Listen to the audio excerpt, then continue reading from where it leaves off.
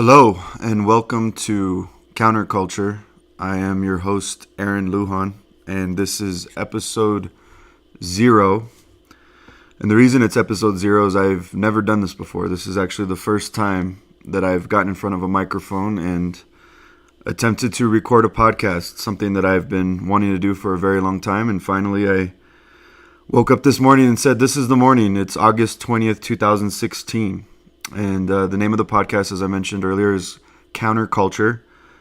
And if you haven't seen any of my videos before, my name is Aaron Lujan, and I am a father. I am a husband, and I live in Colorado Springs, Colorado currently. Just relocated from Southern California. And the purpose of today's podcast, since it's titled Episode 0, is just to introduce myself, let you know what you can expect from Counterculture, what you can expect from me, who I am, kind of a brief introduction, and hopefully give you enough information to either capture your interest or not. But allow me to begin by telling you briefly why I'm doing this. Why am I podcasting? Why am I spending my time starting Counterculture? Counterculture is going to be a podcast that will allow you to get the most important headlines, the news headlines of the day, without a corporate filter. Obviously, there's lots of news sources, another drop in the ocean. Why do that? Well, this is not another drop in the ocean. We are in a desperate situation in the world right now where a lot of the news and information that's coming out is either being omitted or it's weaponized. And what I mean by weaponized is that it's distributed and it's packaged in a manner that is used not for your benefit, but it's used to typically harm you, to manipulate you, to make you adopt a worldview that isn't based on truth. And so the point of counterculture is to counter that, to counter the culture, and provide the truth as best as I know. I'm stating right here in episode 0 that my heart is to serve you. My heart is to deliver the information and the news that will allow you to see the world from a worldview of truth, from a realistic standpoint, clear the fogs out of the glasses. Because I'm not here to convince you of my worldview or impress upon you that I'm correct and everybody else is wrong. I simply want to be a servant. I simply want to lead by serving the public, by you who's listening, with the information that will enable you to make correct decisions for yourself and for your family. Now, why do I claim to have the truth of the news? Well, I really think it's a heart matter because the truth is out there. There are plenty of bloggers, there are plenty of citizen journalists, there's plenty of good news organizations that are publishing the news, but many times get buried because either they aren't distributing it in a manner that people want to receive it, they're foreign sources, they're maybe being suppressed, less popular voices. And I simply want to be a microphone or amplify these voices. And many of you are familiar with them, but I want to deliver all of these voices in one convenient place. Because right now, a lot of the news that's out there is in written form, and it's in hundreds and spread out throughout thousands of different sites. And I have what's called an RSS feeder. It's nothing special, but basically what I do is I aggregate all of these stories and I peruse the headlines, and I, with a heart of trying to find what's most important, will identify that and then come to you every day with a report. And it's in podcast form because, as we all know, we now live in the mobile age where people don't sit in front of the TV around 7 o'clock waiting for the news, or maybe don't even have time to read the news, but they're driving to work, you're on the train, you're on the subway, you're in the car, and you need something convenient. And so I want to be able to take all of this news and information that's of most importance, this ocean of information, and find those droplets that are the most compelling and the most important for you. So that's what counterculture is going to be. And so allow me just to, well, who the heck am I, right? Who am I? Well, let me begin by saying I am not a trained journalist. I am not anyone of any how do I say this without sounding like I'm putting myself down, but I'm not anybody of importance in news media. I don't have any background. I haven't been trained. I've never worked for a professional, quote unquote, professional news organization. So I'm probably the least qualified to do this. So if you're looking for, Dan Rather, you come to the wrong place. I'm not a fearmonger. I'm not interested in getting you all hyped up. I really hope that if you tune in to my podcast, that you'll see that my heart isn't to get a bunch of attention or to scare you or to boost some ego or anything really like you see a lot in the news media. I really just want to come alongside you and serve you with something that's very important. So that's a little bit about me, right? I'm not a trained journalist, but who am I? Well, real quickly, I was born in Albuquerque, New Mexico in 1981. I guess that by definition makes me the tippy top of the millennial generation. God save us. I spent my first 7 years in Albuquerque, New Mexico, in which then my family moved us at the age of 7 to San Diego, California, where we pretty much called home the Southern California, San Diego County region from the time I was 7 years old to the time that I was 18. So I pretty much grew up in the Southern California area. My parents stayed together. They're both healthcare professionals. I have one younger brother, and we grew up together in what I would call a pretty strong home. I mean, excuse me, we didn't grew up Catholic. The idea of God was kind of a religion. Didn't really have a relationship with God, but I grew up with, basic Christian Catholic principles that, boys are boys, girls are girls, marriage is good, family's important, nation's important. I went to Catholic school where we gave the Pledge of Allegiance and said the Our Father every morning. That was pretty good.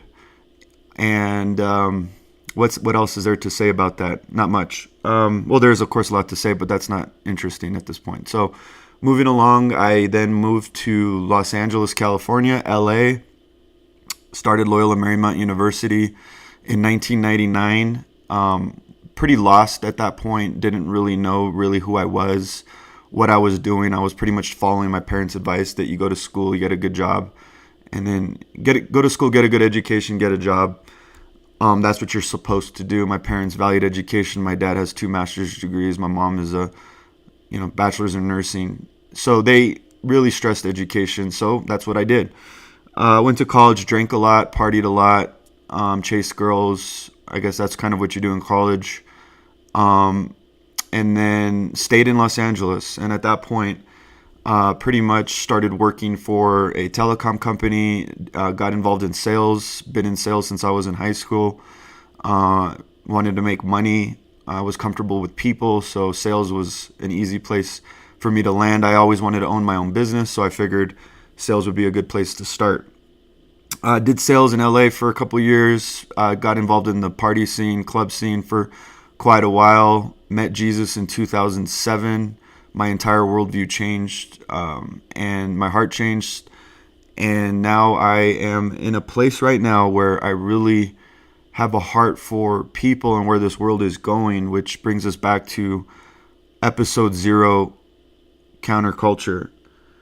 I reject the status quo. What do I mean by that? I hate using the word political correctness because it's such a buzzword right now, but I reject the ways of this world. I reject worshiping celebrities. I reject, just trying to fit in. I reject trying to be cool. I reject trendiness. So what do I embrace? Well, I'm for individuality. I'm for personal expression. I'm for peace. I'm for the pursuit of happiness. I'm for nation states. I support life in all its forms, from the womb to war, to the elderly and everything in between. I love people. People piss me off and make me angry, but I'm able, by the grace of God, to be able to love them because they're intrinsically valuable. And sometimes it's very difficult. Sometimes it's really easy. but I'm predisposed to loving people and loving life itself. Not this life, but life in its intrinsic form. So the other thing I wanted to share with you guys is my goal in counterculture is to give people the opportunity to accept truth. Give you the opportunity to hear the headlines without the corporate filter, without the partisanship of left or right, and to be able to accept it on its value. Now, you can either reject it at that point and hate me and attack me, or you can accept the truth and think nothing of me, like me. I don't care. It's not about me, but I want to be able to give you the opportunity to know what is actually happening in the world without it being spinned, period.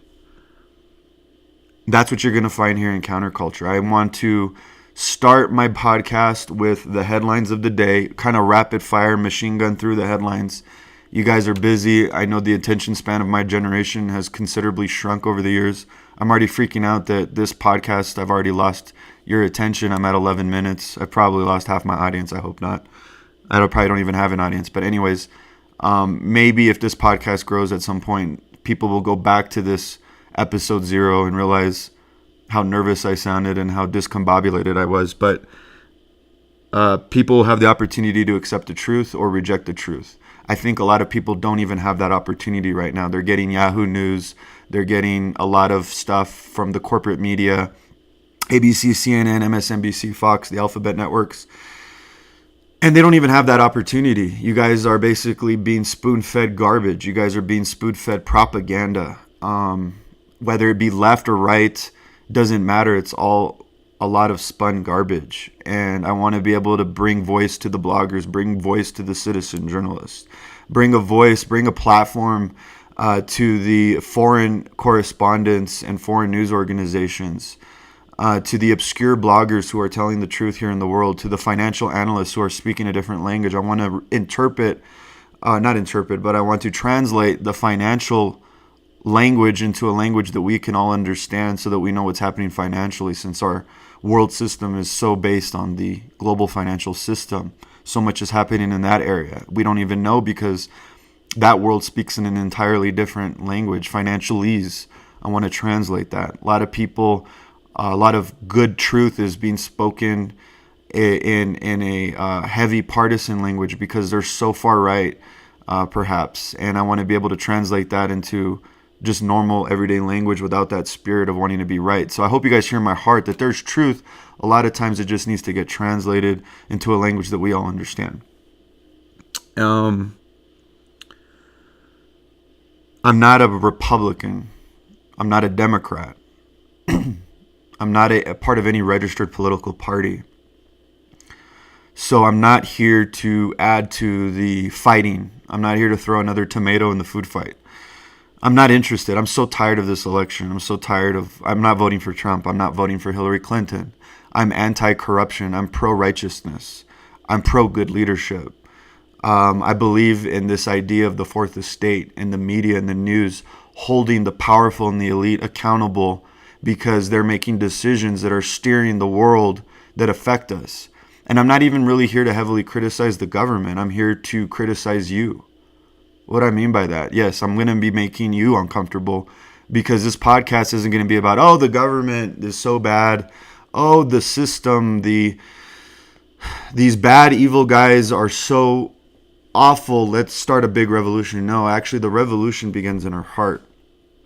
The revolution begins when we, in our own conscience, in our own spirit, make a personal decision to follow truth and to stop wanting to be trendy and follow the God of this world and really choose to listen to our conscience and to connect to the truth.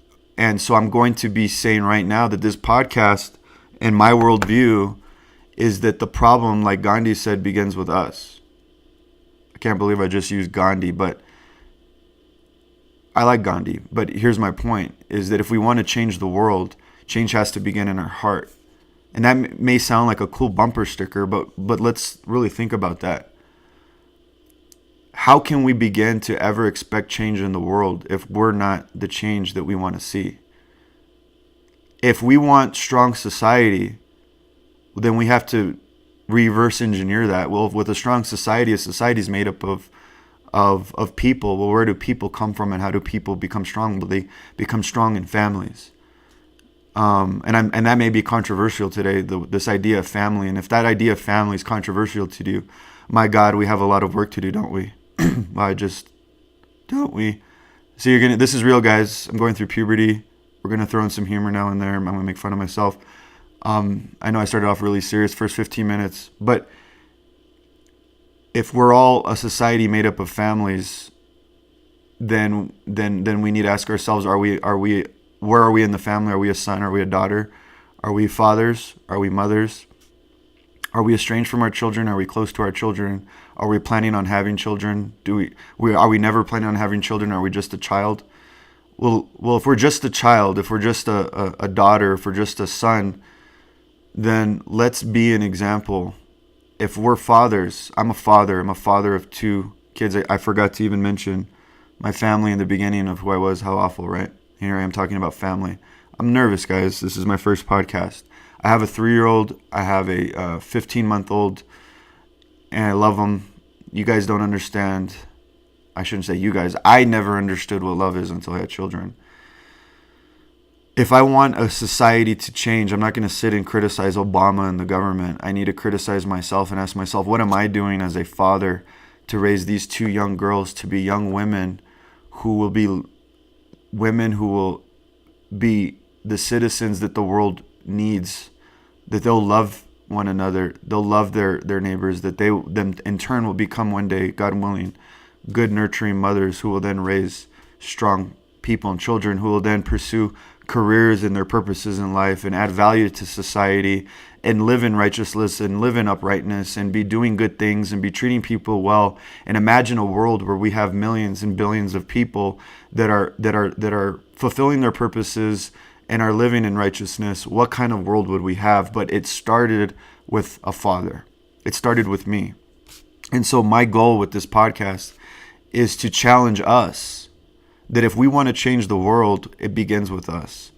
And so what did I do? Well, I started a podcast. And if nobody listens, well, c'est la vie. But at least I tried. At least I didn't just sit at the dinner table complaining to my wife about Obama and about Trump and how bad these elites are. But instead, I actually did something. So stop complaining. Do something. I'm doing my part. My podcast hopefully will challenge you to do your part so that we can all change within and then be the positive change in the world that we want to be. When I was 4 years old, I used to play He-Man. And I used to see the world in a very black and white, good versus evil worldview. He-Man was the good guy. He had the glowing blonde hair and the big muscles and the sword, and he lived in a place with a lot of color. And then there was Skeletor, who was a skull with a robe and shrouded literally in darkness with a bunch of demonic characters around him. And at the end of every show, me and my friend would celebrate because He-Man would always win. And why am I talking about this? Well, it's kind of how I feel today. I feel like I'm back to square one. I'm back to ground zero, where life isn't as complicated as you think it is. It really is about good versus evil. And that He-Man experience is very much alive today. And I bring it up because this is kind of the podcast. Evil, and I'm going to butcher this quote, but evil only succeeds when good people stand down. And I reject evil. I read stories in the news now, as I'm sure you do, that turn your stomach and make you want to do something. The wars, the individual crises that are happening in families, the way mothers are turning against their children and fathers turning against their children. It sickens the stomach, and it actually makes me violently angry, to be honest with you. And I have dark thoughts sometimes from righteous indignation. So I want to fight that. I want to fight it. I'm saying, here I am. My name is Aaron Lujan. I'm stepping to the front lines. I want to fight evil with good. And so that's what this podcast is going to be about. We're going to be exposing evil. We're going to be exposing the dark things of the world, but I'm not going to be focused on just how dark the world is, but I want to do it from a position of good, meaning that I want to highlight the good people that are doing good things, not just sit here and depress you every day about all the bad things that are happening. You get enough of that in the news. I think what we need more of is to when the good people are doing good things and highlight them rather than just giving all the attention to the evil people. So I'm going to be focusing on good people. I want to have guests on that are doing powerful things. But this also isn't going to be about everything is awesome and the world is great and we're only going to focus on the positive, because the world isn't just that. I want to show the world in a good lens, but I also want to be careful that I don't go down Debbie Downer negative road and only talk about evil people and how bad the world is, even though it is true. What's also true is that there are good people doing good things as well, and that also needs attention, and that's what you are going to find here at Counterculture.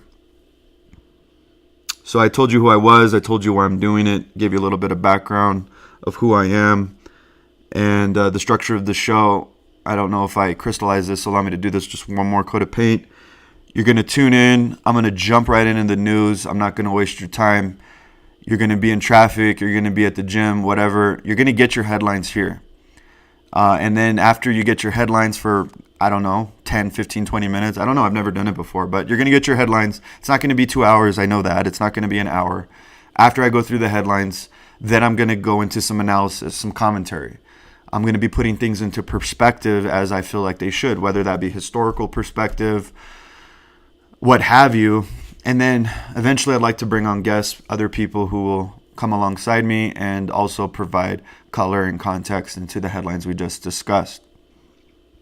The website is aaronlujan.com, AARONLUJAN.com, Aaron Lujan, as they say outside of southwestern states. I'm on the Facebook, I'm on the Twitter for the kids. I'm not on the Snapchat because I'm an old millennial and I don't understand it yet. So I'm like the grandpa when it comes to that. But you can find me there on the website. I'm going to be putting the podcast on SoundCloud. I'm going to try to figure out the YouTunes on the internets, the iTunes, Stitcher. But initially right now, for the purposes, if you're listening to this podcast, go to the website, go to SoundCloud, go to youtube.com/Aaron Lujan. And that's where you'll find this podcast. Another thing that I've been doing for a couple of years that I'm going to continue to do, hopefully more frequency, is produce videos. I love videos. The podcasts are going to obviously be more frequent than the videos because the podcasts take a lot less effort. Take a lot less effort. The videos take a lot more time. But check out my YouTube and the website for videos from time to time. I will be doing shorter video clips on news stories as well. Please share this with your friends if you guys think this is worth listening to. I'm going to go ahead and close this out. 23 minutes. I know I can talk a lot, but I guess that's why I do podcasting. So thank you for listening. This was episode 0 of Counterculture. The next episode 1, will be my first official podcast because that will be the real deal. That won't be the dry run, the rehearsal. That will I will jump into the news of that particular day.